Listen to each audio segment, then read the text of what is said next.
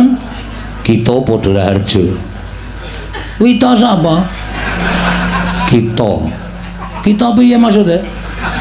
Pripun kula radong? Kita kuwi padha Raharja. Kene tandane kita iki kowe. Oh, tak tonyo modar wae. Lek ngekaki jeneng Bapak Semari Bagong emang diganti kita. Ngene, kita iki basa Kayangan. Oh, Nek dewa nyebut kelawan titah kuwi kita. Nek dewa nyebut awake dhewe kuwi ulun. oh ngono. Ya. Oh nggih, Kakang Trada. Nesu Kakang Trada iki. Guyon kok jer orang senyum blas. Ora ngono Kakang Trada. Kakang Trada kula aturi sabar. Sampun boten saged. Bagong kita padha Raharja, Bagong. Nggih, Bathara Indra, ulun wilujeng. Ngene tak omongi, sing nyebut ulun ki ming dewa. Lho, ha iki nendi? Iki ra nang Kayangan. Aku nang Kayangane berarti aku wis menjadi dewa. Dewa 19. Kangen, wong kangen. Ngene-ngene rasane.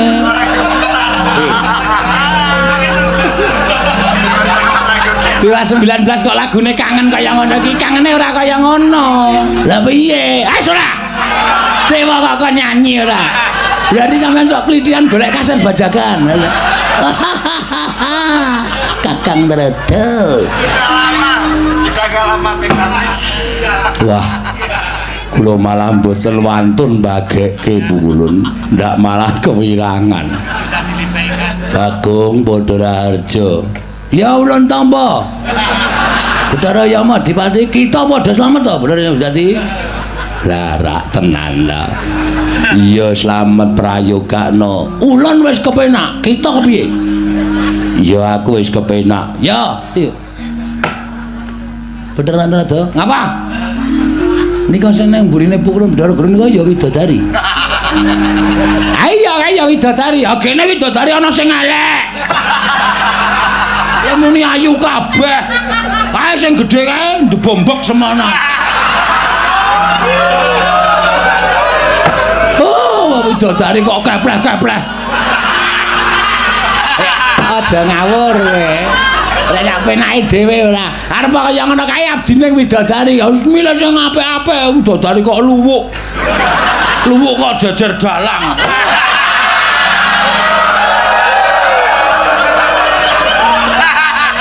Kowe.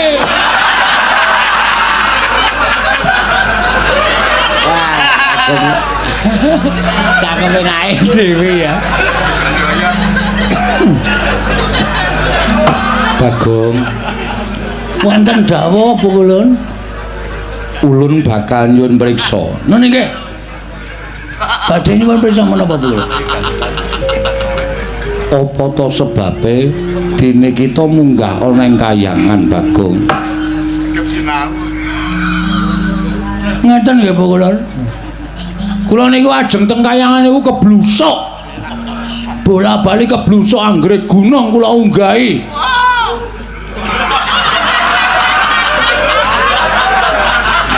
Anggrek gunung kula unggahi jebul dudu Kayangan. Medhun melih kula.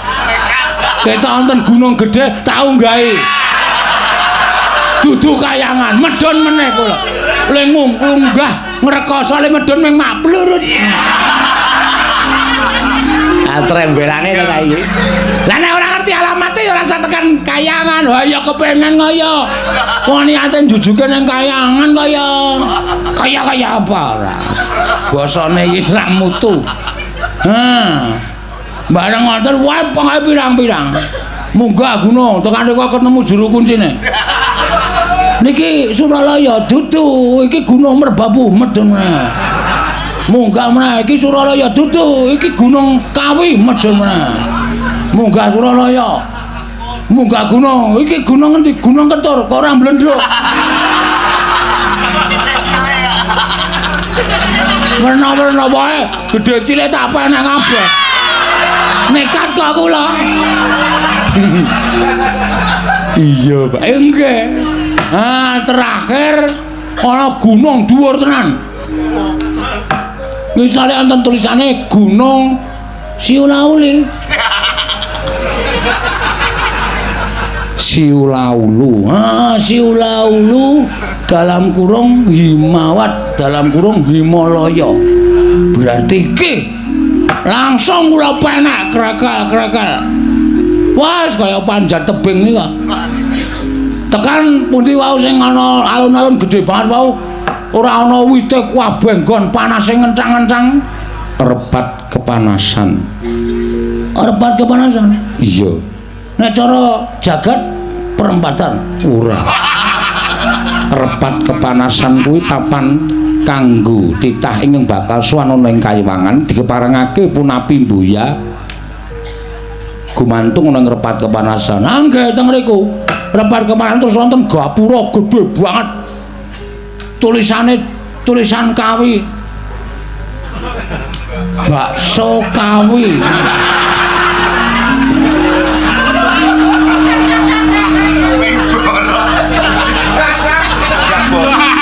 Wah, aja mlebu rawane kok lara dedek.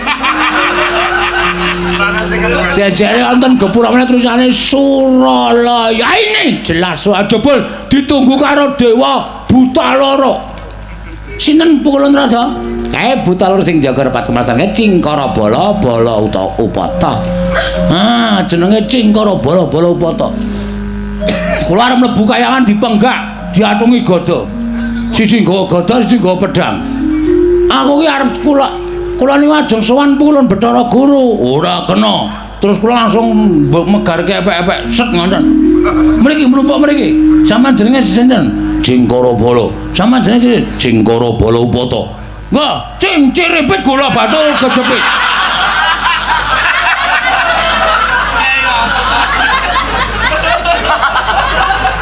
bocah kok idene werna-werna. Lah ya terus, kula terus ndresel mlebu. Ndresel mlebu kae para dewa-dewa do ander. Pasewakan ngendikane niki bar dewa sing mburi dhewe kula tak takoni, "Pukulun niki sekonten apa?" Ini baru ada pertemuan. Dewa sing mburi dhewe niku sing Betawi kita iki. Iya. Basa Indonesia. Iya. Terus kula brangkang munggah repat anu Datulaya naminipun Bale Martiu Kundamanik. Iya. Terus sak banjure ning ngenten Pukulun. Kula niku resah. Iya. Hati kula resah dan gelisah. Iya. Mendugi di sini. Di sudut sekolah. Tempat yang kau janjikan. Iki lagune Obi Mesak. Iki dewa sok nyetetep. Wah, aku kok malah kejeglong-jeglong iki. Mutar kurang ali tak pancing do katut kabeh. Resah ati kula Pukulun. Pokoke sedih. Sebabe Dek wingi nika ora kula jagongan kalih Gareng, kalih Petruk. iya. Petruk niku ngendikake ro Gareng, ngrangkul Gareng, "Reng, aku ketemu ro bapak wisan sing pirang-pirang abad wis tau pisah ro awake dhewe." Gareng muni, "Apa, Truk?" "Heeh. Sapa bapake awake dhewe kok? Kowe kelingan to Begawan Salantara, Gandarwa Raja Bali ya Gandarwa Maya." Lah mau ketemu nanti Truk? Gareng muni ngoten, "Nang alas bapak mengestoni awake dhewe." Terus wong loro niku do tangis-tangisan kesenengan atine mergo ketemu bapak. Terus kula takon Petruk, "Truk, berarti bapakku ya Begawan Salantara." Petruk muni, "Udu. Kowe iki mbiyen jaman penjajahan ana londo njajah Indonesia kuwi nalika semono ku nang tengah alas. Bingung nang kono meng ana kewan-kewan terus ngerti-ngerti mbok piye critane ana munyuk meteng.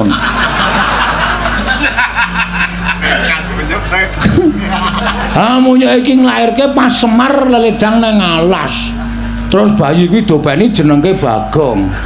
Kula kok rada keloro-loro nggih. Maksude pasuryan kula sing kaya ngeten mosok anak munyuk. Kula terus rumangsa kula ora mungkin anak kula namanya munyuk. Terus kula niat kula ajeng gugat teng kayangan. Kula niku ajeng nyuwun prisa Pukulun. Ning mboten priksa lelara lho. Iya. Ajeng nyuwun priksa Jane asline nek Petro Gareng niku dudu anake Semar niku sudah ketemu karo bapakne. Lah terus ulun iki anake sapa? Kita ngerti ora Bu? Kakang Rudo kados pundi? Lah ngerti ora ya. Bocah kaya ngene gawe kisruh iki lho. Anggenipun dongaken kemawon. Adi Pramesti ugi nalika semanten nderek sowan wonten ing Ngundarandir Bawana. Ngetutaken dhateng Kakang Semar anggenipun kepengin nyuwun rewang wonten ing jagat raya. Dipun paringi dawuh kemawon. Bagong, Nun, yektine kita kuwi ora duwe sudarma lan ora duwe ibu, sabab satemene kita kuwi titah pujan. maksudnya pripun niku? Ngene. Nalika Kakang Ismaya mudhun ana ing jagat durung ana menungsa kang ana bangsaning jin. Nalika semana Kakang Ismaya bingung kenganglangan merga ora duwe ruang tumuli munggah ana ing kayiwangan ngadhep ngaran panjenengan ulun. Tumuli ulun larapake sowan Liwang Pikulun padha wenang supaya diparingi ruang utawa kanca nggone mudhun ana ing jagat. Nalika semana ayang-ayangane Kyai Semar utawa Kakang Ismaya dipuja dening Sang Hyang Asih Prana wekasan wujud kita Bagong, mula kita kuwi kedadean saka ayang-ayangane Semar Badranaya. Kula Iya. Dadi kita yen goleki bapak ibu kita kuwi ora ana. Pancen ya ora ana temenanan Bagong. nek wangsulan kaya ngoten niku ora sak raya-raya kula mendaki Gunung Himalaya. Kula wis tau entuk cerita kaya ngoten sing nyritani sapa? Ya Semar. Kula ya takon karo Semar, "Dana bapakku sapa to Mar kok kowe iki blas ra mirip karo aku?" Semar cerita ngoten niku tak paido. Bagong niku wong sekolahe mung diapusi kedadean saka ayang-ayang. Nek sampeyan iki dewa iso nyipta ayang-ayang dadi menungsa, mbok coba ayang-ayang kula niku manggawe wong wedok sing ayu banget. Tapi iso mboten? Lho niku buta bukti ora mung watana omong. Masa wong lumraning jagat kok ora duwe bapak, ora duwe ibu, mung dicipta saka ayang-ayangan. Mana mungkin? Enggak akan terjadi. Bagong, ngapa meneh iki jarat iki? Ulun ngandani ya. Ulun ki nalika semana nekseni aku ora butuh seksi. Seksi iso disogok. Ora butuh seksi. Seksine Iwang Pulun Bathara Guru seksi sing ora iso dibuktekke. Seksi golek-golek kok. Nggih to? Apa kula ntrada muni urung aspalan wae, nyatane wis aspalan kok. Muni ya kowe. Ora iso apa-apa nek gak seksi bayaran. Jagat Ora jagat iki serius aku. iya Bagong, ning nyatane pancen kaya mengkono. Kula ora percaya. Titik.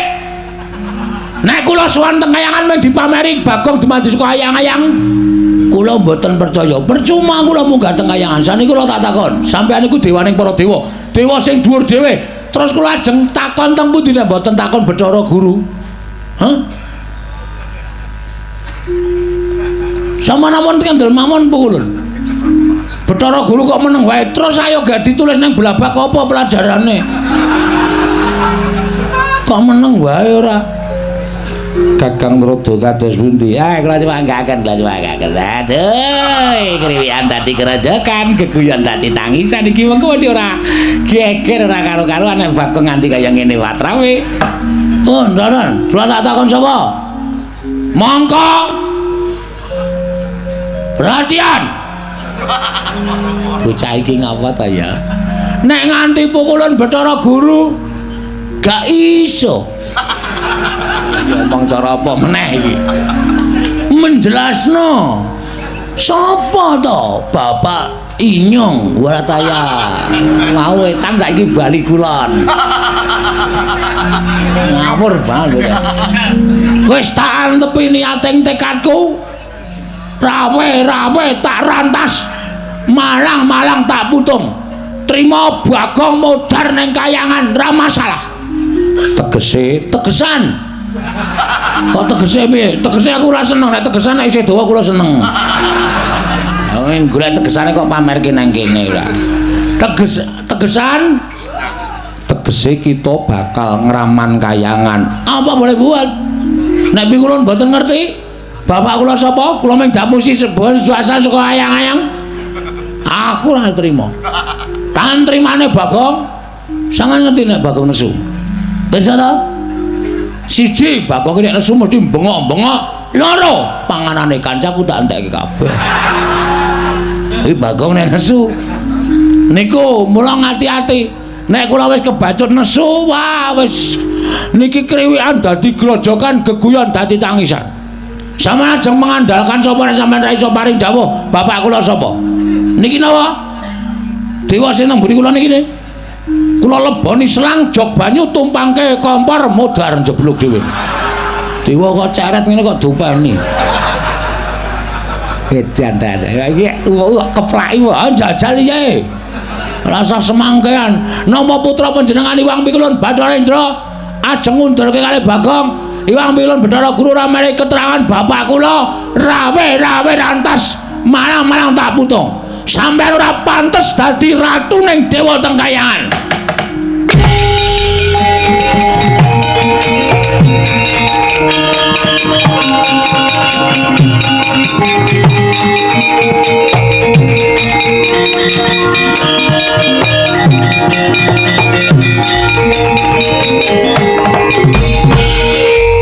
Mastu sidam sekaring bawana langgeng. Oh, ilahi ngami kena mantu sidam sekaring bawana langgeng. Sekar mayang. Edan tenan. Ora edan, kowe arep ngopo, Ndra? Lho. Kowe samploke ra payu main film saiki kowe dadi dewa ya. Film apa saiki Dono Kasino Indra. Ayo. Kowe arep ngopo kowe? Ulun ora nrimake lamun kita ngamuk ana ing Kayiwangan, ngerti yo. Iki Kayiwanganing Sudarma Ulun. Ulun ki atmajaning Iwang Pikulun Bathara Guru. Yen nganti kita bakal ngamuk ning Kayiwangan dudu sapa-sapa mungsuhe nanging Bathara Indra. Bagus. Kuwi sing tak karepke. Percuma aku urip ning alam padha nek aku ora iso ngabekti karo wong tuaku, aku ora iso sungkem karo wong tuaku. Ora ana gunane Bagong diuripke ning alam donya nek aku ora ngerti karo bapakku. Pancen tak jarak, pancen tak sengaja, tak dudul kanepsa ning para dewa-dewa sing do mapan ning kayangan. Mergo aku mangkel, aku sedih ning donya, dewane blas ra ana sing medhun. Ora ana sing takon karo Bagong, Bagong ana masalah apa? Ora ana blas. Ndekno nek sing sedih bendara-bendaraku Janaka, Werkudara, Puntadewa lagi sedih-sedih lae dewa do teng celurut rebutan. Nek sing sedih wong cilik ngene iki dewane ra ngetok.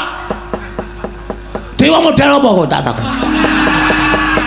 Nek sing sedih wong duwe derajat, duwe pangkat dewane do teka teng celurut do pecisan. Barang sing sedih kawula cilik wong mlarat kere kaya aku tileki wae ora aja kok tileki. Batinmu mesti modar mbok men, ngono ta? Semangkean. Arep apa mendelik nang arep aku? Ulun bakal ngusir kowe. Bajigur padake kere. Ya ndeng aku kere, heeh. Kita bali ning Madyapada. Ora iso. Wis tak niati aku mati nang repat kemanasan tak lakoni. Mergo ngerti ya, aku sowan mrene iki ora ijen. Lho, nggawa wadyabala. Nggawa bojo. Panjen bojoku wis tak tanteng. Yem. Aku arep munggah ning kayangan. Aku mesti ra bali, aku mesti mudhar. Kowe melu mati ra? Gandeng kula tresno kali Mas Bagong, sebaya mutu sebaya mati, omah ditinggal, kula nderek sampean. Iki samyem nunggu nang repat kepanasan. Kepanasan ngebuan pecah sirahe mbok men.